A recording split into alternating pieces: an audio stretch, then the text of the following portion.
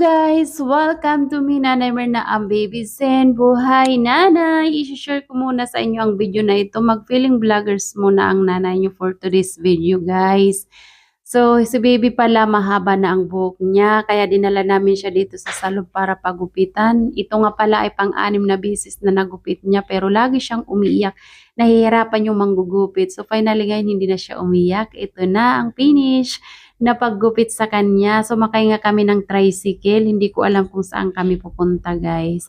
Tapos, tinanong ko yung asawa ko, saan tayo pupunta? Punta daw kami ng Seriaco. At pagdating nga namin ng Seriaco, guys, under renovation ito. Hindi ko alam kung bakit na napabayaan ng ganito yung Seriaco. Tapos, kahit na under renovation, napakaganda sa loob. Na-amiss naman ako sa lugar na ito. Sayang lang kasi medyo ay hindi ko alam kung nag-close sila nung pandemic. So, hindi ko na tinanong